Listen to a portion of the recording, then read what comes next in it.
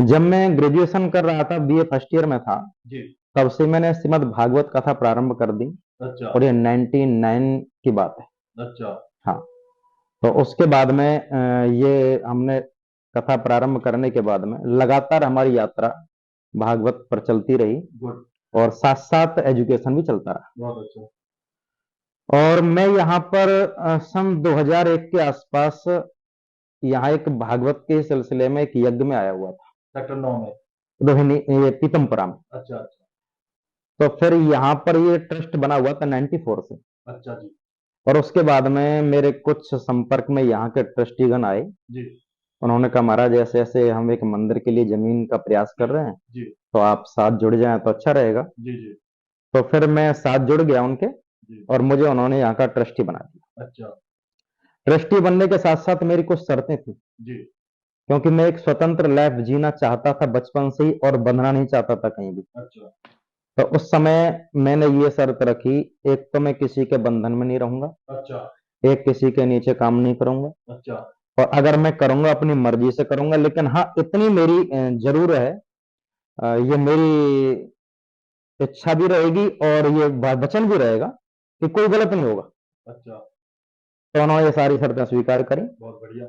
और फिर मैं यहाँ का एक चीफ ट्रस्टी के रूप में नियुक्त कर दिया गया। जी और उसके बाद हमें 2005 में डीडीए से ये मंदिर की जमीन मिली। जी जी ये मिली तो कम्युनिटी सेंटर के नाम से थी, जी। लेकिन बाद में हमने मंदिर बनाया, डीडीए को कुछ अधिकारी वगैरह आए भी थे यहाँ। उस टॉपिक पे बाद में बात करेंगे, फिलहाल मंदिर के निर्माण पे ही हम केंद्रित रहते हैं जी। हाँ। तो फिर तीन मंजिला भवन। यहाँ पर पहले हमने ये 2 मंजिला बनाया। अच्छा। और 15 फरवरी 2009 में जी। हमने इसकी प्राण प्रतिष्ठा, परम जी महाराज जो ज्योतिष पीठ के शंकराचार्य रहे थे, हम्म।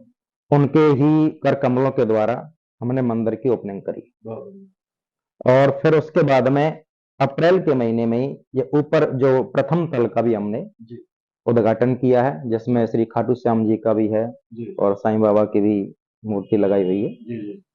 तो इस तरह फिर उसके बाद में ऊपर सत्संग भवन, नीचे बेसमेंट धार्मिक क्रियाकलापों के लिए और सोशल वर्क के लिए हमने नीचे, और नीचे कुछ एक्टिविटी भी हमारी चलती हैं। जी। हाँ, वो भी चल रही हैं। और बाकी समय समय पर हमारे कैंप्स वगैरह भी यहाँ पर चलते रहते हैं। अच्छा। हाँ। तो जी मेरी यात्रा ये रही कि जब मंदिर बन गया, जी तब मैंने कहा, भाई मुझे बंधन में रहना नहीं है। जी। मैं स्वतंत्र भागवत करता विचरता था बहुत बढ़िया। पूरे भारतवर्ष में। जी तब इन्होंने कहा, महाराज अब ये पौधा लगाया है तो इसको पानी देने वाला भी आप जैसा ही चाहिए। क्या बात है। तब मुझे यहाँ पर इन्होंने जबरदस्ती रोक दिया, मैं तो जी। जबरदस्ती कहूंगा, हालांकि मैं तो रुकने वाला नहीं प्रेम और था। आदर है, प्रेम और आदर बस जिसके इन लोगों साथ का जुड़ा प्रेम था। होता है जी। लेकिन वो ये कि अब इसको संभाल भी रहे हैं, और साथ साथ में अपनी भागवत की यात्रा भी पूरे भारतवर्ष में जी। चल रही है। तो ये तो यहाँ तक आने की मेरी एक छोटी सी जीवनी रही है। दर्शकों को मैं बता दूं कि कुछ ऐसे मंदिर जो घनी आबादी क्षेत्र में होते हैं, जहां पे अनामिका कॉलोनी ले लीजिए या और कॉलोनी टाइप की ले लीजिए, वहां पे तो मंदिर आमतौर पर बहुत सफल हो जाते हैं, भीड़ भड़के से भरे रहते हैं। सेक्टर 9 जिस एरिया में हम मौजूद है, सेक्टर 9, 13, 14 वगैरह, यह सोसाइटी वाला इलाका है। ज्यादातर यहाँ पे अपार्टमेंट बने, लोग उसके अंदर रहते हैं, वो घनी बसी बस्ती टाइप का इलाका है। के बावजूद इस मंदिर की मैं आपको विशेषताएं बताऊंगा तो आप बैठे हुए स्क्रीन पे वाकई दांतों तले होंगे। इस मंदिर की वो विशेषताएं बताइए, जैसे नाम की बात करते हैं, सत्यम शिवम सुंदरम, तो शायद ही दर्शकों अगर आप में से किसी को मालूम हो तो आप जरूर फोन पे बताइएगा, नीचे कमेंट बॉक्स में बताइएगा। ये नाम तो वाकई बड़ा दुर्लभ है। और क्या क्या विशेषता है इस मंदिर की। इस मंदिर की विशेषता ये है, इसमें जो हमारे वेद के हिसाब से एक मंदिर का भवन निर्माण होना चाहिए, जी जी वो मैंने अपनी देखरेख में, जैसे 18 पुराण, 4 वेद, जी। इसकी नींव के नीचे हमने रखे हुए। अच्छा। हाँ। और पूरे विधि विधान से हमने इसका शिलान्यास किया है। और यहाँ की विशेषता ये रही है कि सबसे पहले हमने यहाँ पर पंचमुखी हनुमान जी की स्थापना करी, बहुत जो बढ़िया। कि पूरे रोहिणी में उस समय कहीं नहीं थी। अच्छा। हाँ। और ये 2005 में ही जैसे जमीन मिली है, जी जी। हमने एक छोटा सा टीन सेट डाल के अच्छा। उसी में, हाँ हाँ, उसी में से हनुमान जी की प्राण प्रतिष्ठा कर दी, पंचमुखी मंदिर। पंचमुखी की। बहुत बढ़िया। और यहाँ पर पंचमुखी हनुमान जी पर प्रसाद और चोला चढ़ाने के लिए 6 महीने की वेटिंग रही थी। अच्छा। हाँ। आपको बता दूं दर्शकों के, दिल्ली भर के अंदर मुश्किल से 11, 12, 15, 16 जगह पे पंचमुखी मंदिर, हनुमान पंचमुखी हनुमान मंदिर की होगी। ज्यादातर जगहों पे आमतौर पर हनुमान जी का साधारण रूप रखा जाता है। जी पंडित जी।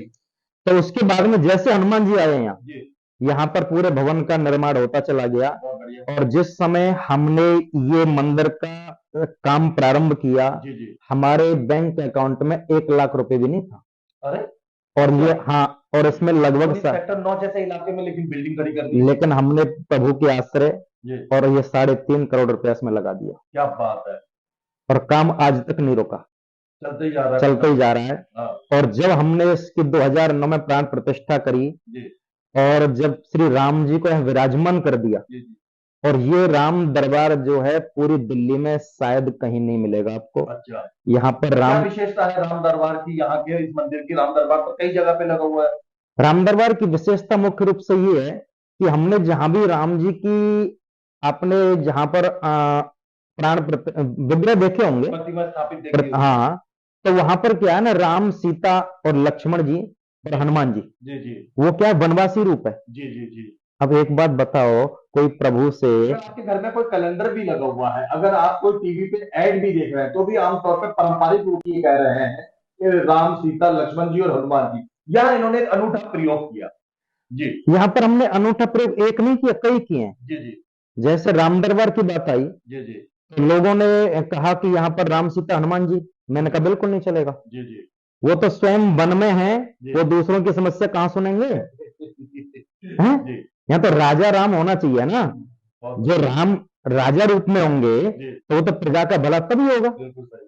तो बोले महाराज ये तो फिर बड़ा कहीं है नहीं। जी हमने कहा जो नहीं है वही तो करना है। जी और जिस दिन से हमने प्राण प्रतिष्ठा करी है, श्री श्याम सीता जी को सिंहासन पर विराजमान किया है, जी जी। भरत जी और हनुमान जी चरणों में बैठे हैं, बहुत अच्छा। और लक्ष्मण जी और शत्रुघ्न जी साथ में खड़े हुए हैं। अच्छा ये पूरी दिल्ली में कहीं पे नहीं मिलेगा आपको। अच्छा। और जिस दिन से भगवान राम जी आए, और जो भी यहाँ लगातार 40 दिन के, बहुत लोग यहाँ पर अपना 40 दिन की दर्शन की एक रूटीन बना लेते हैं, और जब 40 दिन पूरे होते हैं ना, उस दिन उनकी कठिन से कठिन मनोकामना पूरी हो चुकी होती है।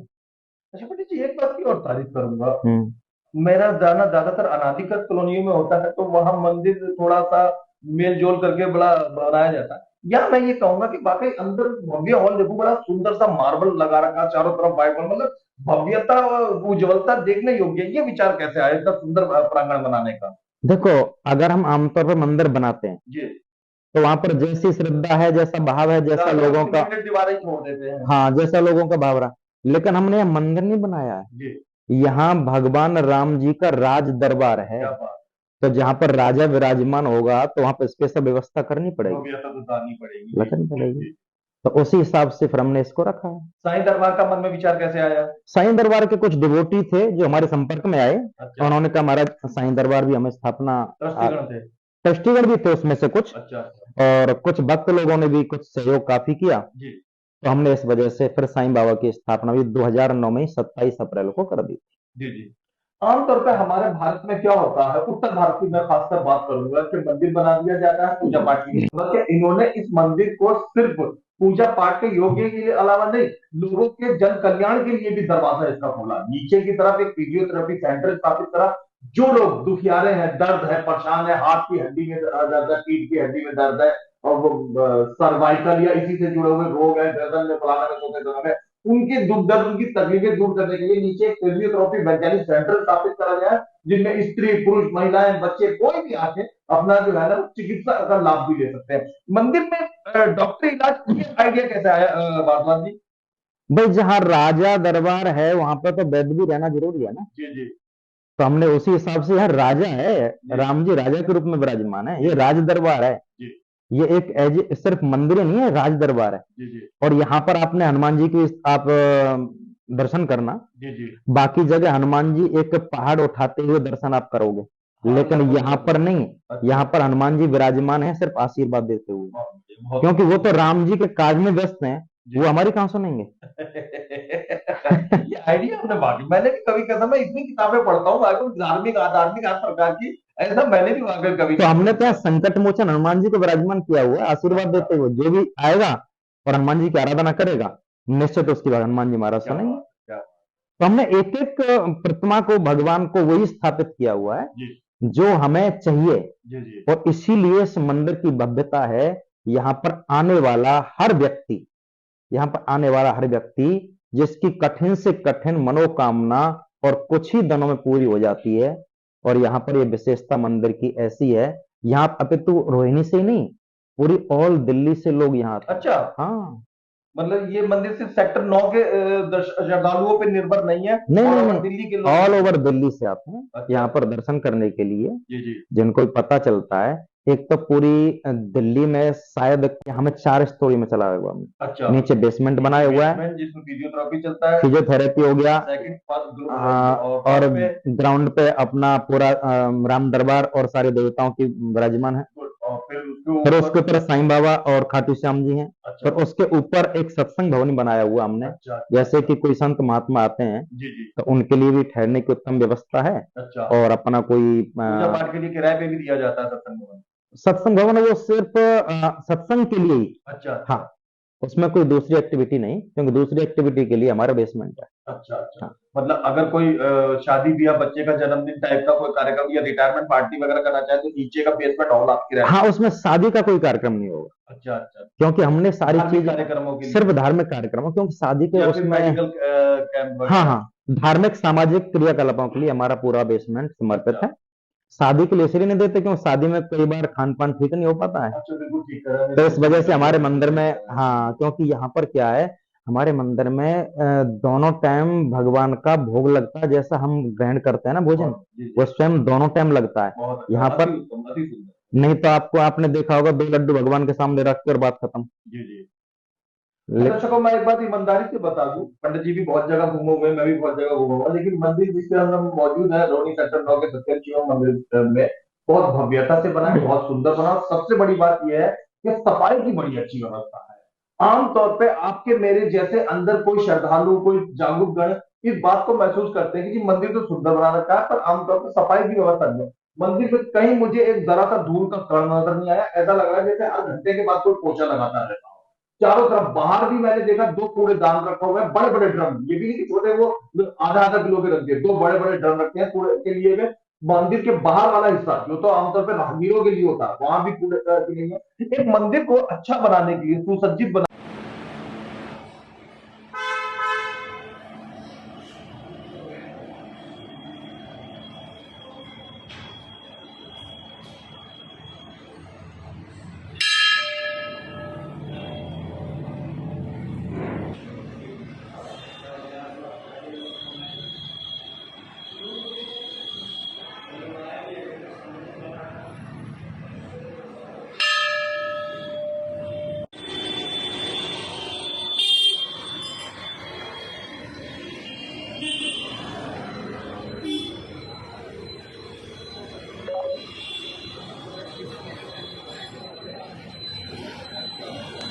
मैं कोई फिल्म बनाता हूँ जो देशभक्ति वाली, तो ये मेरे ऊपर नहीं है, हमें टीम वर्क है। इसी तरीके से सचिन तेंदुलकर भी कहता था कि अगर मैं अच्छा खेल खेलता हूँ तो एक टीम वर्क है। क्या मंदिर को अच्छा रखने का भी एक टीम वर्क है, या ये एकदम हाँ, भगवान जी के ही हवाले है? नहीं नहीं, देखो कोई भी काम करने के लिए टीम वर्क रखना पड़ता है। जी।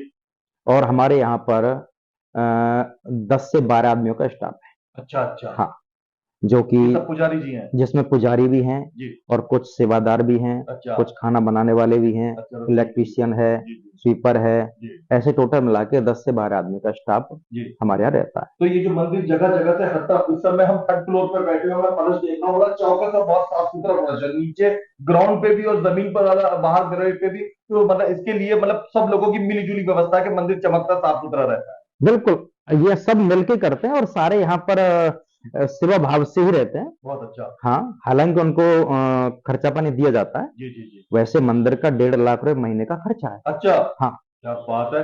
बिजली का बिल, बिजली का लोगों की बिल लगा तनख्वाह, ये करके, सब मिला और फिर हुआ? क्या है ना, दोनों टाइम का भगवान का भोग लगता है, अच्छा वो अच्छा भी 5 थाली निकलती है पूरी प्रॉपर। अच्छा। हाँ, क्या बात दोनों टाइम, 5 सुबह 5 शाम को। है। जी तो पूरे हिसाब से जो विधि विधान से जैसा हम स्वयं भोजन करते हैं, जी। ऐसी हमने भगवान के भोजन की व्यवस्था रखी हुई है यहाँ पर। किचन बहुत बढ़िया, किचन हमने बहुत। बनाई हुई है जो साफ सुथरी है, जी। जिसमें आज तक कभी हमने कोई भी मादक पदार्थ या कोई प्याज लहसुन तक अंदर एंटर नहीं होने क्या दिया है। बात, क्या बात।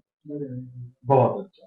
पंडित जी, मैं ये पूछना चाहूंगा कि इस मंदिर में आपने तो वैसा बहुत अच्छी विशेषता बताई है, साल भर में जो ढेर सारे दिन होते हैं, तो क्या हम कौन से विशेष प्रोग्राम यहाँ पे करे जाते हैं? शिवरात्रि का, कृष्ण जन्माष्टमी का, क्या क्या मुख्य रूप से पर्व यहाँ पे अति उत्साह पूर्वक मनाए जाते हैं? देखो, एक सबसे पहले तो हमने यहाँ जितने भी हमारे हिंदू सनातन धर्म रीति के हिसाब से जो त्योहार हैं जी। वो हम पूरे विधि विधान से मनाते हैं अच्छा। सारे। जैसे कृष्ण जन्माष्टमी, सिर्फ झूला लगा दिया और भगवान के दर्शन कर दिए, ज्यादा ज्यादा झांकी लगा दी। जी। लेकिन हम यहाँ तो पर, झांकी भी लगा रहे थे? हाँ झांकी लगा दी, लेकिन हम यहाँ पर क्या करते हैं, एक तो बच्चों का कार्यक्रम रखते हैं अच्छा, अलग से? अलग से, अच्छा, वो क्या होता है? जिसमें छोटे छोटे बच्चे अपने नृत्य प्रतियोगिता उसमें अच्छा, रहती है। क्या और बात है। उसके साथ में भजन संध्या का कार्यक्रम, अच्छा। और उसके साथ में झूला तो लगता ही है भगवान का। जी।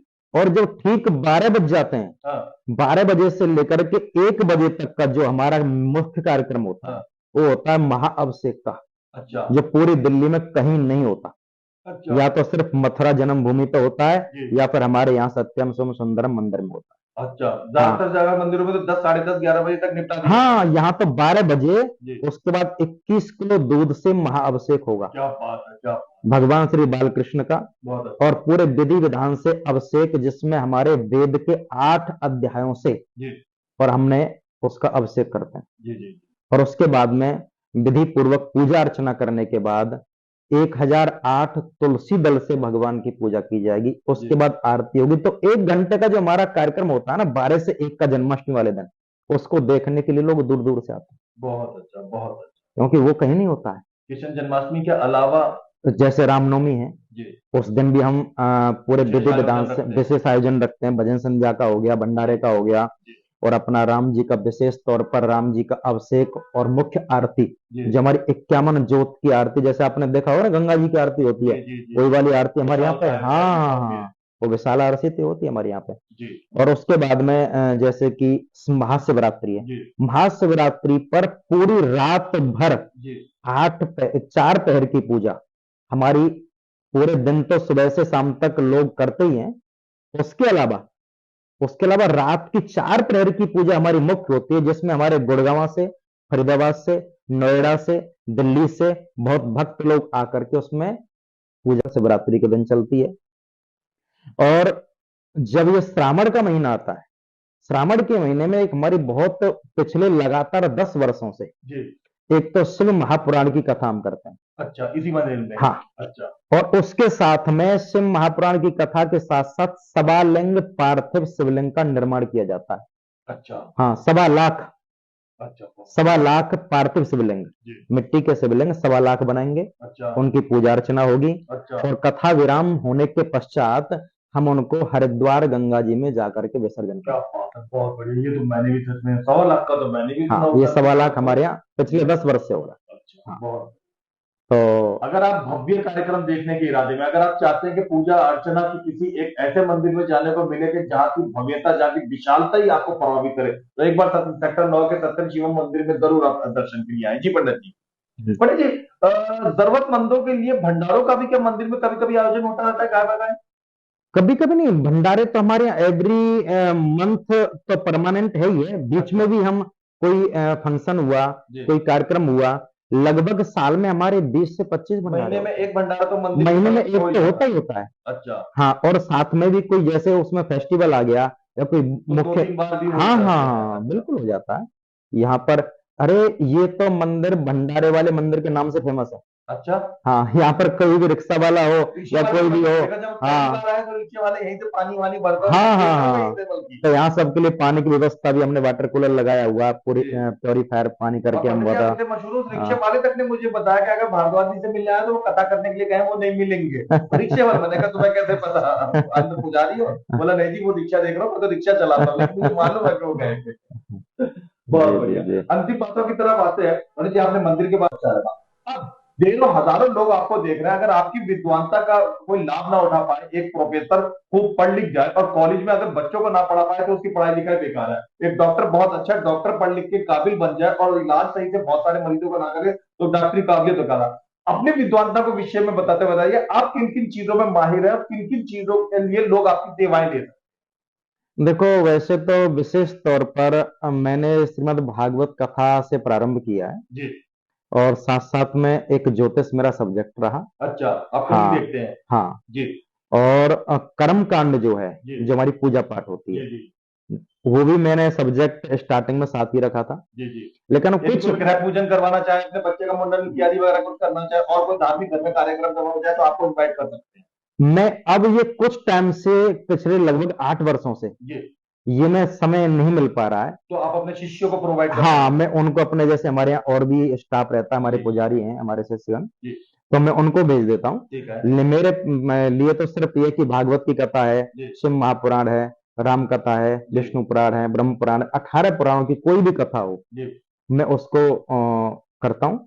और 18 पुराणों की सेवा मेरी बहुत जगह लोग लेते रहते हैं, बहुत बढ़िया। जिसमें से लगभग 10-12 पुराणों की तो ज्यादा से ज्यादा मैं कई बार कर चुका हूँ। जी जी श्रीमद् भागवत की बात करें या शिव महापुराण राम कथा की बात करें तो शायद सैकड़ों से ऊपर मैं कर चुका हूँ। जी जी तो बात यह है कि ज्योतिष के लिए हाँ कोई विशेष व्यक्ति आता है जी। तो मैं उसको थोड़ा समय दे देता हूँ। अच्छा। बाकी कर्म कांड के लिए इतना समय मिल नहीं पाता है, क्योंकि कथाओं की व्यस्तता निरंतर रहती है। लेकिन फिर भी लोगों की सेवा प्रोवाइड करवा दी जाती है। हाँ हाँ, बिल्कुल करवा दी जाती है, बिल्कुल बिल्कुल, मेरे यहाँ से कोई निराश नहीं लौटता है। जी जी और यहाँ तक कि ऐसा भी है, जो ब्राह्मण, जिनके यहाँ कोई ब्राह्मण भी नहीं जाता है, जी जैसे कि हमारे सब्जी वाले हैं, जी जी जी रिक्शे वाले हैं, जी जी जी ये कई बार जब मुझे पता है कि आवश्यकता आपकी चाहते हैं, जी। लेकिन उनके पास कुछ संकोच नहीं है, कर रहे संकोच कर रहे हैं, और हैं। मुझे पता चल जाए, मैं तुरंत बुला करके उनके लिए व्यवस्था क्या कराता बात है, हूँ। बड़ा महान काम है पंडित जी, कसम से चरण स्पर्शीय काम करा, मेरा मन अंदर से प्रसन्न हुआ ये और वाकई। उनसे मैंने आज तक न मेरे किसी ब्राह्मण ने कोई शुल्क नहीं लिया नहीं जाता, वो तो खैर उनकी मर्जी के ऊपर उनकी है, इच्छा गरीब है। व्यक्ति भी जो अपनी हाँ, चाहते हैं वो लेकिन बड़ी बात है। लेकिन उनका काम बहुत लेकिन जरूरी है, आमतौर पे ये होता है वो उपेक्षित रह जाते हैं, ये अपेक्षित है। समाज का वो हाँ, दलित और वर्ग है जो उपेक्षित रह जाता और अगर मैं उस समय व्यस्त नहीं हूं तो मैं खुद चाहता है। हूं क्या ऐसे बात है। व्यक्ति के यहाँ मैं खुद करूं जाकर। बहुत बहुत। अगर आप अपने घर में किसी भी पुराण की कथा करवाना चाहते हैं, आपकी नई फैक्ट्री खरीदी, आपके घर में शादी दुल्हन है, दुल्हन है या फिर नया बच्चा पैदा हुआ है, कोई भी आपने कोठी वगैरह खरीदने का या फैक्ट्री लगाने जा रहा है, आप पंडित जी की इस विषय में सेवा ले सकते हैं। सेक्टर 9 के सत्यम शिवम मंदिर के अंदर ये बहुत मशहूर है, नीचे हम इनका नंबर भी दे रहे हैं। पंडित जी, कोई भी मंदिर चाहे श्रद्धालु हो, आम जनता हो, ट्रस्टीगण हो, सेवक हो, सबको मिलकर ये सफल और कामयाब उच्च स्तरीय मंदिर हो सकता है। लोगों से, आने जाने वालों से, ट्रस्टियों से, सभी काम करने वालों से क्या अपील, क्या आग्रह, क्या करना चाहेंगे? देखो, हमारे ट्रस्टी जो भी हैं इसमें, वो सब पूरे अपने तन मन धन से लगे हुए हैं। बहुत अच्छा, बहुत ही अच्छा। हाँ, और जिन्होंने पूरा मंदिर में साथ बनाने से लेकर के और चलाने तक जी आज पूरा साथ दिया है और दे रहे हैं, जी उनके लिए मैं बहुत बहुत धन्यवाद देता हूँ। जी और आशा है हमारे ट्रस्टीगण बहुत प्रसन्न हैं इस मंदिर का निर्माण करके, जी। आने जाने वाले श्रद्धालुओं के और लिए क्या? आने जाने वाले श्रद्धालुओं के लिए, क्योंकि यहाँ पर एक तो क्या है, आयोजन हर महीने कोई ना कोई त्योहार है, अच्छा, तो वो होता ही रहता है, कार्यक्रम होता रहता कार्यक्रम होता रहता है। है। और सामूहिक रूप से यहाँ पर, जैसे कि सत्यनारायण की कथा है, अच्छा महीने में पूर्णमासी के दिन अच्छा हमारी एक उत्सव समिति बनी हुई है। अच्छा अच्छा उस उत्सव समिति की हमारी माता बहनें हैं, अच्छा जिसमें हमारी एक श्रीमती मंजू चौधरी जी अच्छा जो उसको ऑर्गेनाइज करती हैं, अच्छा उनकी टीम लगभग 100-150 महिलाओं के साथ में यहाँ आकर के सत्यनारायण की कथा, वो भी निरंतर होती हर रहती साल, है,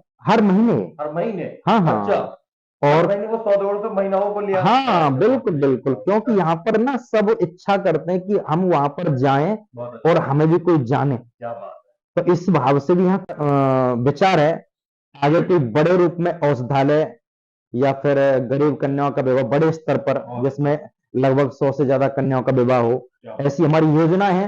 और अगर श्रद्धालुओं का और भक्तों का साथ रहा तो अवश्य ही भगवान की कृपा रहेगी, और ये निर्धन कन्याओं का विवाह, गौशालाओं की देखरेख, ये हमारे सोशल कार्यक्रम चलते रहे। आपने ताज़ा खबर चैनल को समय दिया, इसलिए बहुत बहुत धन्यवाद।